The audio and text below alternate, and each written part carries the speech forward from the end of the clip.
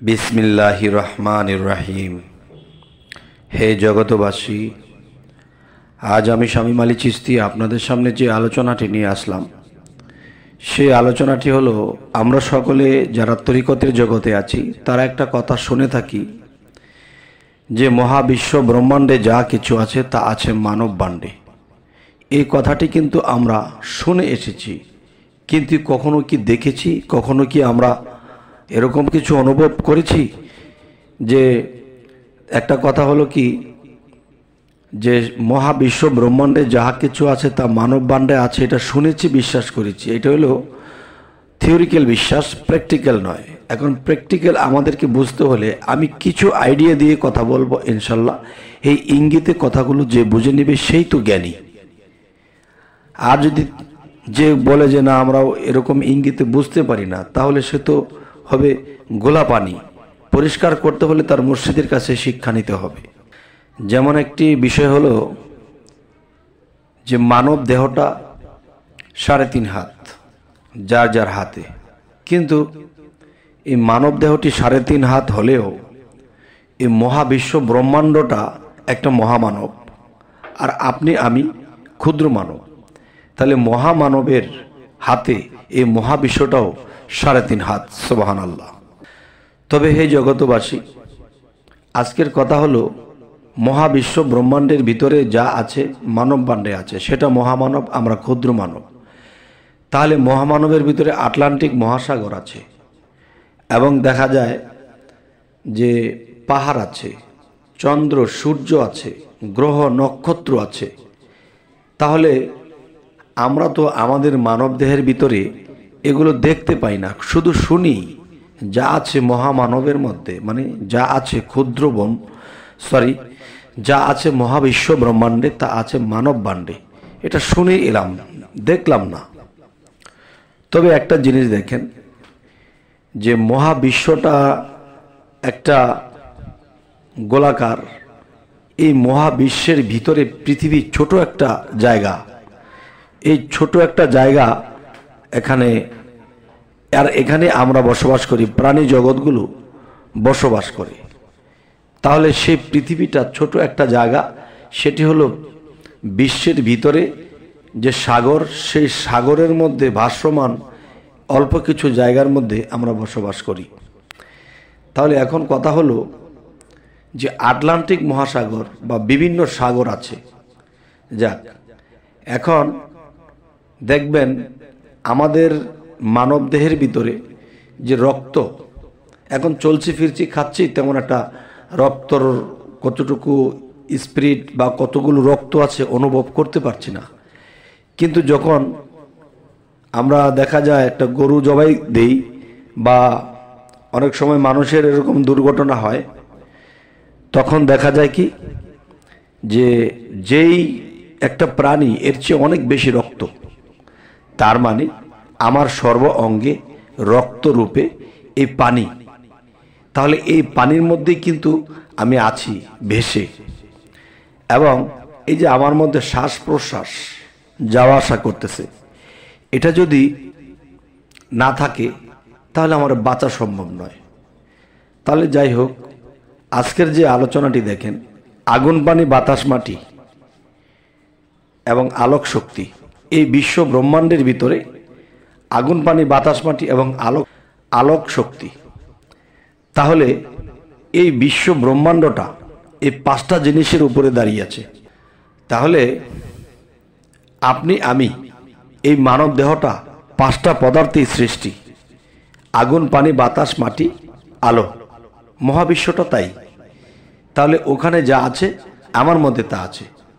তবে এখন যদি বলা হয় যে সূর্যটা আমার মধ্যে কোথায়, চন্দ্রটা আমার মধ্যে কোথায়, এবং গ্রহ নক্ষত্রগুলো আমার মধ্যে কোথায়, এভাবে যদি বোঝানো হয়, তাহলে এটা কি হয়, যে একান্তই একজন মানুষ যখন একজন মুর্শিদের শরণাপন্ন হয় এবং কাছাকাছি আসে, তখন কিছু কিছু গুপ্তবেদ তার কানে কানে বলে দেবে এবং দেখিয়ে বুঝিয়ে দেবে। যে কিছু কিছু গুপ্তবেদ ইউটিউবে বইয়ে বলা যায় না। তবে ইঙ্গিত করব যে পাহাড়গুলো মানুষের মধ্যে দেখতে দেখা যায়। এই পাহাড়গুলো আপনি নিজের নয়নে দেখবেন যে হ্যাঁ, মানব দেহ পাহাড়গুলো আছে, গ্রহ নক্ষত্রগুলো মানুষের মধ্যে আছে, চন্দ্র সূর্যগুলো কিভাবে মানুষের মধ্যে আছে, কিভাবে এরা কি করতেছে, কিভাবে লড়াচড়া করতেছে, কিভাবে তারা ডিউটি করতেছে। এবং আমাদের মধ্যে 70,000 ফেরেস্তার কথা বলা হয়, কিন্তু 70,000 ফেরেস্তা না বলে অগণিত ফেরেস্তা বলাটাই ভালো। এবং সনাতন ধর্মের মধ্যে দেখা যায় দেবতার কথা বলা হয়েছে। সেই দেবতারা আমাদের মধ্যে আছে, সেটা অন্য নামে আছে, এই দেবতা নামে নেই। আর নেই বলেই মানুষ এটাকে চিনতে পারে না। আচ্ছা, তাহলে আরেকটা বিষয় হলো চন্দ্র এবং সূর্য। দেখেন, সবগুলো বিষয় কিন্তু আমরা দেহ দিয়ে বিচার করতে পারবো না, আত্মাতেও যেতে হবে। আমার দেহের মধ্যে রুহ যদি না থাকে তাহলে কিন্তু আমার দেহটা চলবে না। ঠিক জীবাত্মাটা চাঁদে পরিণত এবং আমার পরমাত্মাটা সূর্যে পরিণত। এই সূর্য যদি আমার মধ্যে উদিত না হয় তখন আমি কিন্তু মৃত্যুবরণ করব। এবং এই জীব যদি সেই দেখা যায় একটা জিনিস কথা বলা হয়, চাঁদের নিজস্ব কোনো আলো নেই, সূর্যের আলোতে চাঁদ আলোকিত। তেমনি পরমাত্মা যদি দেহের মধ্যে না থাকে তাহলে জীবাত্মাও চলতে পারবে না।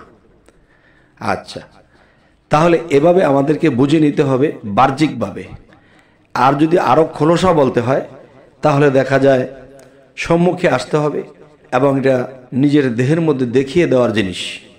তবে অন্য একটিতে আলোচনা করেছিলাম যে 7টি সাগরের মধ্যে 9টি প্রকারের পানি থাকে, বা মানব দেহের মধ্যে 7টি সাগর অবশ্যই আছে। যেমন আটলান্টিক মহাসাগর, ইউরোপ মহাসাগর, আরব মহাসাগর এবং প্রশান্ত মহাসাগর, এভাবে 7টি সাগর মানবদেহেও আছে।